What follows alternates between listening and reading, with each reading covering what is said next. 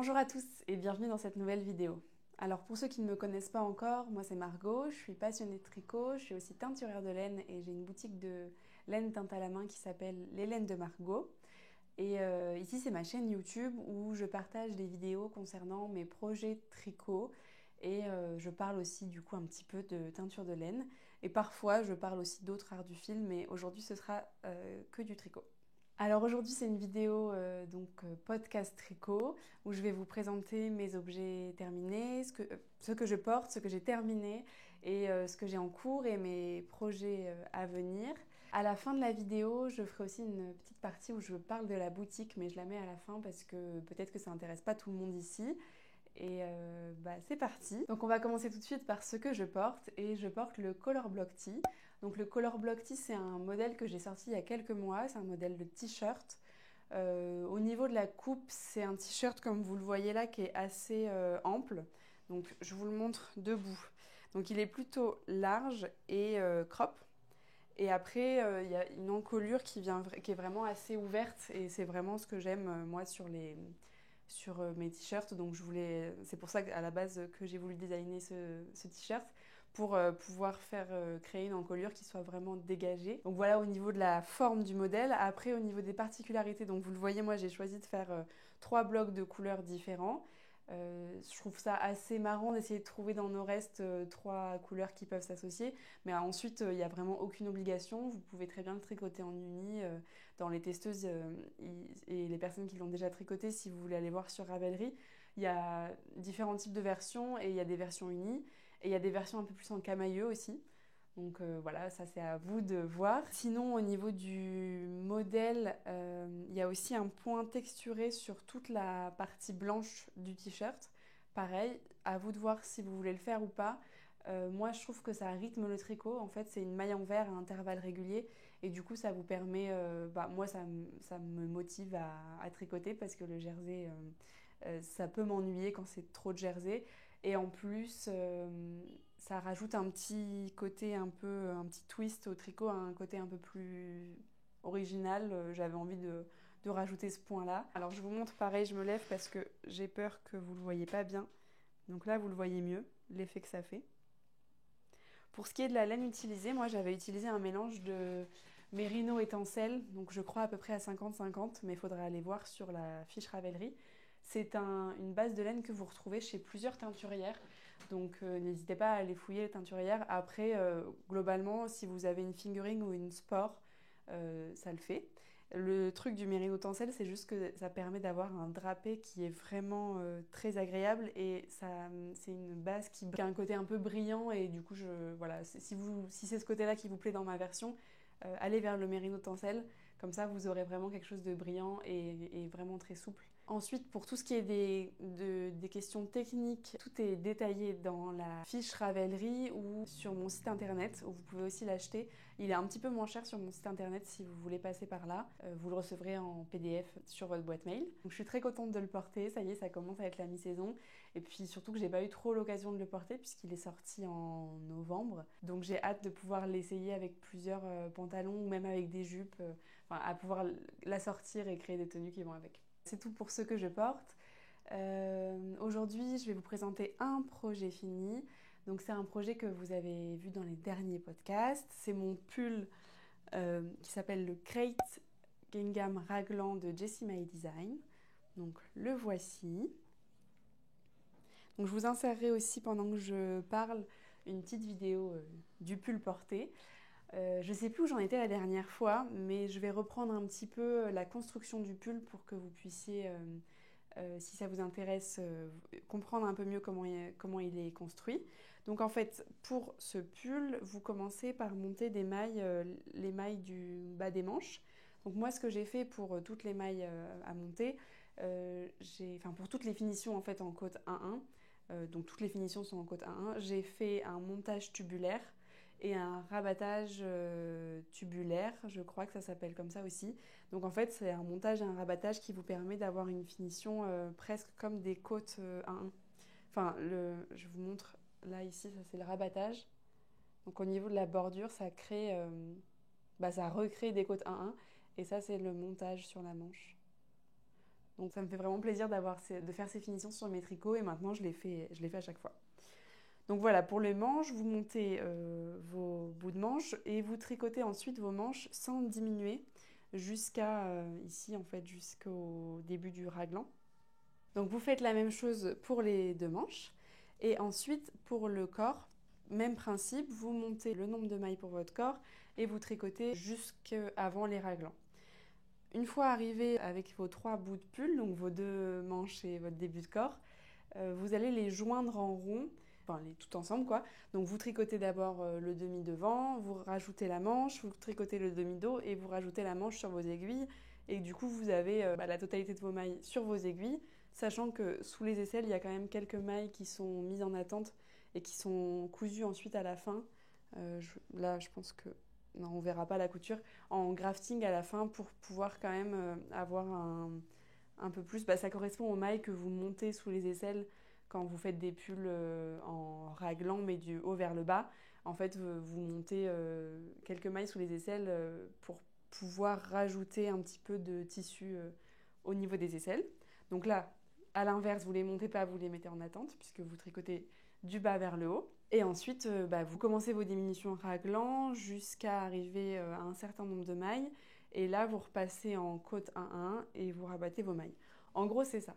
Moi, j'ai fait quelques modifications avec ce modèle-là. Déjà, j'ai commencé par le tricoter en taille M parce que c'était ma taille par rapport à l'aisance recommandée. La taille M, c'était celle qui m'allait le plus. Sauf que en commençant les manches taille M, elles me paraissaient beaucoup trop grandes. Et du coup, j'ai décidé de faire les manches en taille S en me disant qu'après, j'allais faire le corps en taille M. Et puis finalement, une fois arrivée au corps, j'ai pas eu envie de... Je me suis dit que ça allait peut-être être compliqué au niveau des calculs de faire le corps en M et les manches en S et j'avais pas envie d'aménager. Donc je me suis dit, je fais tout en S et puis j'aurai juste moins d'aisance. Au final, le pull est effectivement beaucoup plus ajusté. Il est pas trop petit, mais ça aurait été bien peut-être d'avoir 2-3 cm de plus si jamais je voulais mettre un sous-pull un peu plus épais pour l'hiver. Et aussi, moi, comme je tricote généralement en lâche, je supporte souvent mieux une taille en dessous qu'une taille au-dessus. Et, sauf que là, c'est pas le cas, je pense, le fait d'avoir un motif de jacquard tout le long du pull a resserré mon tricot et du coup, j'avais le bon échantillon. Voilà, au niveau du look, le rendu sur moi, vous le verrez sur la petite vidéo, c'est un peu plus ajusté que sur le patron. Après, j'ai fait d'autres modifications. J'ai fait une modification dans les raglans et notamment dans le col du pull parce que le col normalement du pull est très ras du cou et en fait il n'y a pas de rang raccourci à l'arrière du dos d'astuces de tricot qui ferait que ça normalement pour qu'un col ras du cou tombe bien il faudrait qu'il y ait un peu plus de rang à l'arrière, enfin au dos qu'au devant parce que sinon le devant va être à la même hauteur que le dos et du coup ça va remonter et ça va faire parfois un peu trop de tissu devant. Et sur l'image du modèle j'avais l'impression que pour le coup même s'il me plaisait beaucoup, il y avait ce truc-là qui me plaisait pas trop, c'est que le col de devant, ça se voyait qu'il n'y avait pas de mise en forme du col et qu'il n'était pas plus creusé que celui de l'arrière. Donc moi j'ai regardé un petit peu les fiches Ravelry des personnes qui l'avaient déjà tricoté et je suis tombée sur la fiche Ravelry d'une fille qui parlait de la fiche Ravelry d'une autre tricoteuse qui avait fait des ajustements pour le col. Et du coup, j'ai suivi ces conseils-là. Tout est dans ma fiche Ravelry si vous voulez retrouver même le projet initial de la fille qui avait modifié et qui a très bien expliqué, beaucoup mieux que moi, beaucoup plus détaillé. Même si c'est en anglais, vous pouvez le retrouver. Sinon, ici, je vous l'explique aussi à l'oral. Donc en fait, ce que j'ai fait, c'est que j'ai juste diminué. Donc j'ai fait ma première section de raglan où vous diminuez tous les rangs. Et ensuite, dans la deuxième section de raglan, vous diminuez tous les 2 rangs. Donc j'ai diminué donc, tous les 2 rangs et je me suis arrêtée quand il me restait 21 mailles pour chaque manche et 61 mailles pour le devant et 61 mailles pour le dos. Donc c'est plus de mailles que recommandé. Et ça me permettait ça me permet d'avoir un col qui soit plus ouvert, un peu comme le collar block tee d'ailleurs, et qui du coup soit pas ras du cou. Et ensuite, au niveau des côtes, j'ai aussi fait des modifications. Donc j'ai fait un rang de vert où là j'ai diminué une maille sur 3, donc j'ai diminué mon nombre de mailles d'un tiers. C'est une technique qui permet d'avoir des côtes qui soient collées sur votre col et pas toute droite qui remonte. Donc en gros, si vous voulez, quand vous arrivez à votre nombre de mailles pour votre encolure et que vous passez aux côtes, là, ce qui est recommandé, si vous voulez cet effet-là, c'est de tricoter 2 mailles et ensuite 2 mailles ensemble. Donc tout le tour du rang, vous faites 2 mailles en droit, 2 mailles ensemble à l'endroit, 2 mailles en droit, 2 mailles ensemble à l'endroit, etc. Vous faites ça tout le tour et du coup vous vous retrouvez avec un tiers de mailles en moins et là vous pouvez commencer vos côtes. Et c'est pas fini au niveau des modifications, c'était toujours dans la fiche Ravelry de la personne dont je vous ai parlé. Vous faites au niveau du dernier rang de côte, donc moi j'ai fait à peu près 2,5 cm de côte et pour le dernier rang j'ai diminué donc seulement dans le dos parce que ça se voit un petit peu, vous le voyez peut-être ici, là. Donc seulement au niveau du dos, j'ai diminué 20 mailles. En fait, ça permet encore de resserrer le tissu, enfin de resserrer votre tricot pour pas que votre col baille tout simplement. Et par contre, je l'ai fait que dans le dos parce que c'est ce qu'elle recommandait aussi la personne qui l'a fait pour pas que ça se voit sur le col du devant, quoi. Et puis que c'est surtout souvent le dos qui baille plus que le devant. Donc voilà. Et ensuite, rabattage tubulaire. Et voilà. Et c'est un projet que j'ai beaucoup aimé tricoter. Je vous en ai parlé dans plusieurs podcasts. Ça va assez vite, mine de rien, parce que ça se tricote en aiguille 4 et que vous avez ce motif de jacquard qui fait qu'en fait, ce qui est sur 5 rangs, enfin qui est sur 10 rangs pour avoir une vraie répétition, mais tous les 5 rangs, vous avez fini une ligne de carreaux. Du coup, ça motive vachement à refaire des rangs. Moi, je me suis beaucoup amusée à le faire.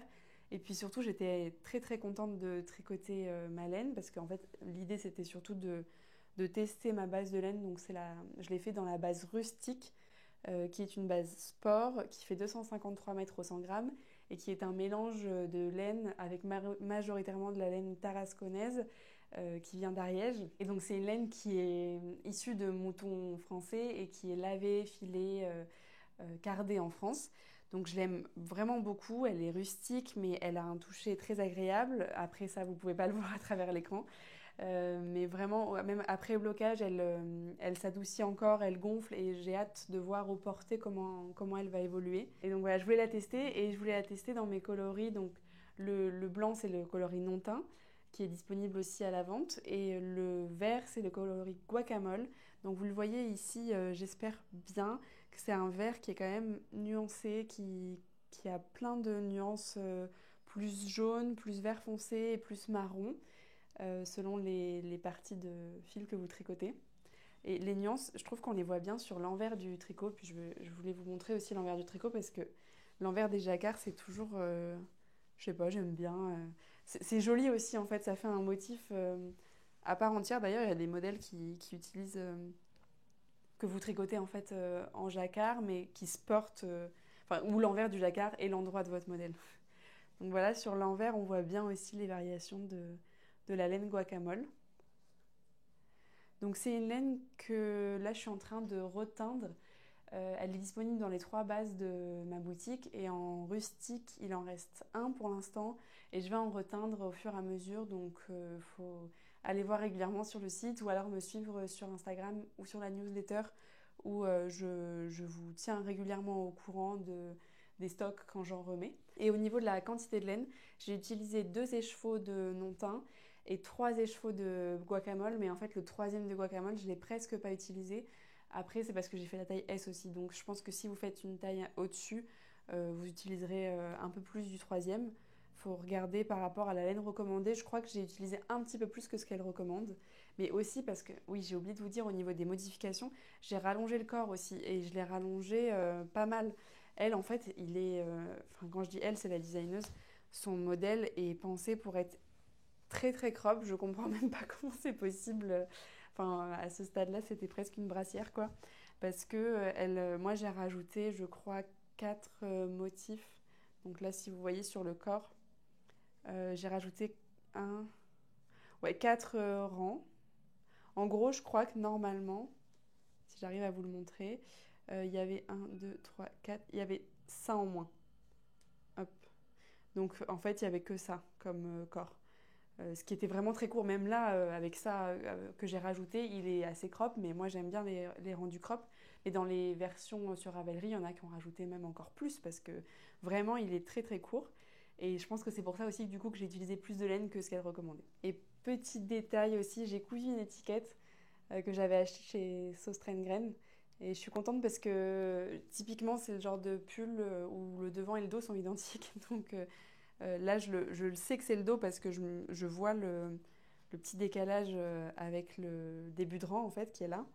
Mais au fur et à mesure je pense que je le verrai pas. Et tous les matins surtout c'est bien d'avoir l'étiquette parce que le matin quand on n'est pas réveillé, au moins on sait où est le dos et où est le devant. Et voilà, j'en suis vraiment super contente. J'espère que je vais pouvoir le prendre en photo aujourd'hui un peu plus des photos portées pour pouvoir les publier. J'adore ce modèle, j'adore cette base de laine. Je trouve que la base est vraiment très adaptée pour faire des motifs de jacquard. Et voilà, dites-moi ce que vous en pensez. Je sais qu'il y en a quelques-unes d'entre vous qui m'ont dit qu'elles voulaient le tricoter aussi ou qu'elles avaient le modèle et qu'elles attendaient de voir un peu mon retour pour pouvoir le tricoter. Donc vraiment, j'en suis ravie. Mais je pense que les ajustements que j'ai faits permettent quand même que j'en sois ravie parce que si j'avais suivi les conseils pour la taille du corps et pour le col vraiment très près du cou, ça m'aurait pas plu. Mais là, si vous aimez ce rendu-là, allez voir sur mon Ravelry et faites le même col que moi et ça ira très bien. Donc voilà pour le projet fini, le seul projet fini à mon grand désarroi parce que du coup en projet en cours que j'ai en cours depuis assez longtemps, en tout cas ressenti assez longtemps, c'est mon Stella Quilt Cushion qui est ici. Que je vous ai déjà montré. Là, je ne vais pas vous en reparler vraiment aujourd'hui parce qu'il n'y a rien d'intéressant à dire par rapport à la dernière fois. J'en suis à la bordure, donc je vous remonte quand même le devant. Donc ça, c'est le devant, c'était super sympa à tricoter, super fun. Et là, j'en suis à la bordure et j'ai l'impression que ça n'en finit plus. Bon, j'ai presque fini en vrai, hein, mais après, une fois qu'on a fini cette partie-là, il faut refaire un rabat par-dessus. Donc c'est pas tout à fait fini. J'espère, normalement quand même je l'aurai fini pour le prochain podcast. Et là je vous en reparlerai un peu plus en détail. Mais ouais, j'en ai marre de ce projet-là. Je veux passer à autre chose. Et surtout je veux monter d'autres projets parce que j'ai plein d'envies et je me suis mis une règle que je vais peut-être commencer à transgresser, qui est d'avoir que 2 en cours en même temps, parce que j'en ai eu plein à Noël, enfin à Noël, à la fin de l'année dernière, et ça m'a un peu dégoûté du multi en cours. Donc là maintenant je me dis 2 à la fois, et quand j'en finis un, je m'autorise à en monter un autre. Ça me permet de ne pas m'éparpiller, mais peut-être que 2 c'est pas assez. En tout cas, j'ai hâte de le terminer lui pour pouvoir en commencer un autre. Mais avant de vous parler de mes envies, etc., je vous montre mon deuxième projet en cours, que lui j'adore et qui va hyper vite, qui est un projet que j'avais déjà tricoté. Donc c'est les Cloudburst mitaines. Enfin c'est des mitaines, ça s'appelle les Cloudburst, pardon. C'est un projet que j'avais fait en violet pour une collègue à moi, collègue qui travaille le cuir et qui m'avait, je peux vous la montrer d'ailleurs, qui m'a fait une ceinture en cuir qui est celle-là. Je mettrai dans la description son Instagram à ma collègue parce qu'elle fait vraiment des super belles choses en cuir. Là, en plus, la ceinture, c'était avec une boucle de ferronnier, qui est un ferronnier qu'elle connaît, qui travaille le fer et qui fait des boucles de ceinture. Vraiment, j'adore. Et en échange de cette ceinture, moi, je lui ai fait des mitaines. Et ces mitaines, ma mère les a vues parce que j'ai publié une photo qu'elle a vue sur Instagram et elle m'a dit qu'elle les aimait bien et c'est bientôt son anniversaire. Donc j'ai décidé de lui offrir une paire de mitaines pour son anniversaire dans ce coloris qui est mon coloris citrouille et ma base de laine 100% mérino non superwash. Donc c'est une base de fingering 100 grammes 400 mètres. Et pour le coloris, peut-être que là vous le verrez un peu mieux. Et pour le modèle des Cloudburst, c'est un modèle gratuit qui est vraiment hyper sympa, très très tricoté, très connu. Moi je l'ai connu il n'y a pas longtemps, mais il est vraiment très tricoté. Je le vois passer partout sur Instagram. Maintenant que je le connais, je le repère beaucoup mieux. Et, et ça se comprend parce qu'en fait ça va assez vite. Et en même temps, le motif de dentelle est vraiment super mignon. Et c'est une très très bonne idée cadeau. Moi, je suis pas trop tricot cadeau parce que j'ai du mal à tricoter pour les autres. Je me lasse au bout d'un moment. Et puis j'ai l'impression aussi que faut vraiment que ce soit des personnes qui comprennent comment dire, le travail qu'il y a derrière. Parce que sinon, si c'est pour qu'elles le portent une fois, à la limite, je m'en fiche que les personnes ne le portent pas, mais c'est plutôt que ce soit pas perçu comme un cadeau que j'ai acheté dans un magasin, quoi. Si c'est vous qui l'avez, enfin si c'est moi qui l'ai tricoté et que j'ai passé des dizaines d'heures à le faire, j'ai besoin quand même de sentir que la personne va le recevoir à la même intensité que l'énergie que j'ai mis dedans. Je sais pas si c'est très clair, mais en tout cas, ces mitaines-là, pour moi, c'est un bon équilibre. Après, pour ma mère, je peux tricoter. Je sais elle sait enfin, elle mérite. En anglais, dans les podcasts anglais, les tricoteuses disent knit worthy. Ça veut dire littéralement, ça voudrait dire elles méritent qu'on tricote pour eux, en gros. Mais mérite, c'est pas vraiment ça, mais en gros, je pense que vous comprenez, ça sert à rien que je passe des heures à expliquer, mais en gros, ma mère, bien sûr, que je lui ai déjà fait d'autres projets, mais là, c'est aussi au niveau du temps, c'est dans une semaine, son anniversaire, donc c'était parfait. Donc je les ai commencés là il y a 3 jours et j'en suis déjà là. Juste petite modification que j'ai fait qui n'est pas une modification voulue, c'est que j'ai fait un motif de dentelle sur le dos de la mitaine, hop, ici, parce que dans mon élan, quand j'ai monté le patron, j'avais l'impression que la dentelle se répétait sur le devant et sur le dos, alors que non.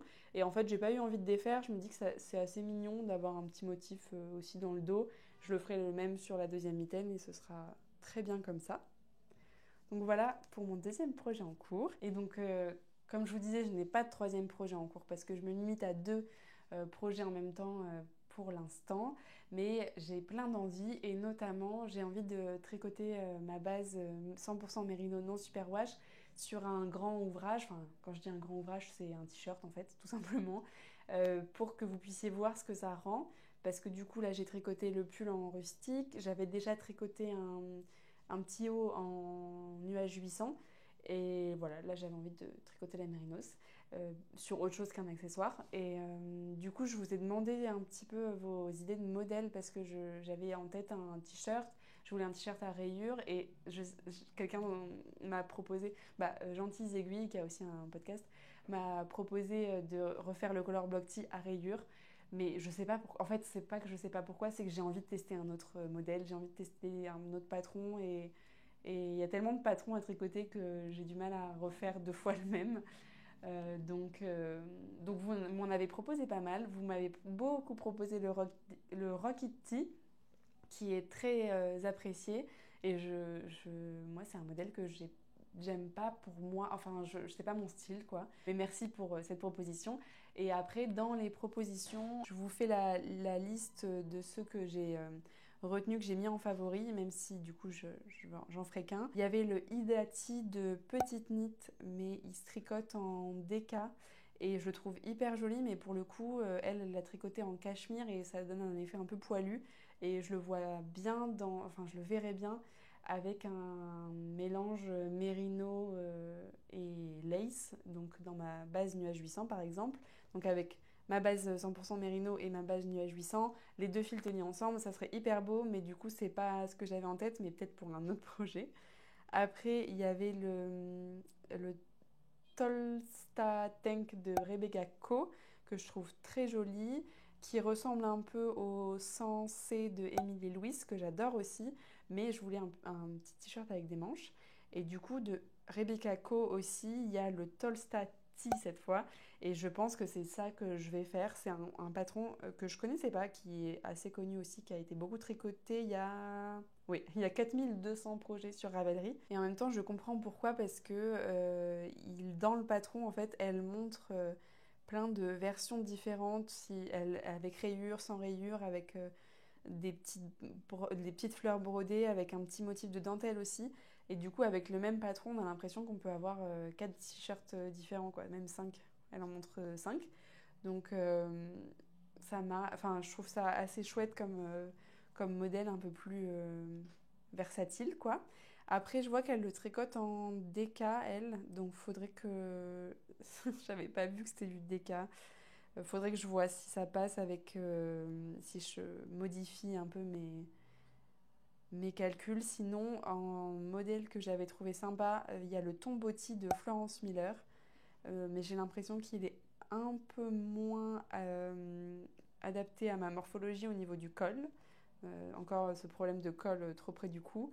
Et il y a le Skyline T de Toriyu, que je trouve aussi très joli, mais qui n'est pas designé pour être rayé. Et, et j'avais envie de rayures. En fait, j'hésite vraiment beaucoup entre faire des rayures avec ma base non teinte et mon coloris bleu à la mode, pardon, ou faire un t-shirt uni avec ma base pépite que j'aime beaucoup et que j'aimerais vous montrer tricoter pour que vous vous rendiez compte de ce que ça donne les speckles tricotés, parce que j'ai eu beaucoup cette question aussi de votre part d'avoir une idée du rendu tricoté de ce fil. Donc voilà, je pensais, là je découvre avec vous que le Tolstati se fait en DK. Donc je pensais que ça allait être ça mon prochain projet. Il faut que je travaille un peu plus la question, visiblement. Mais on verra bien où l'avenir me mènera. Donc c'est tout pour ce qui est du tricot, des tricots du moment. Je vais vous parler un petit peu de la boutique. Pour celles que ça intéresse, donc la boutique a ouvert il y a 2 semaines. Enfin, le site internet en fait a ouvert il y a 2 semaines. Et, euh, et c'était vraiment super chouette parce que samedi, quand je l'ai ouvert, j'ai eu pas mal de commandes et en fait, assez rapidement, j'ai eu. Enfin, là, il reste un tout petit peu de stock, mais il n'y a pas de grosse quantité d'une couleur sauf le citrouille en lace où il en reste pas mal, mais sinon. Enfin, il en reste pas mal, il en reste 6, mais sinon c'est assez bien parti, les échos se sont assez bien vendus, donc j'étais très très contente de ça et ça m'a fait chaud au cœur de voir tout votre soutien. Donc merci beaucoup pour celles qui ont acheté et pour celles qui n'ont pas pu acheter, j'ai eu aussi des messages de votre part. Franchement, je ne m'attendais pas du tout à ce que ça parte aussi vite et j'étais un peu frustrée pour vous et un peu gênée de ne pas avoir prévu plus de stock, mais en même temps, bon, je ne pouvais pas prévoir plus, en fait, tout simplement.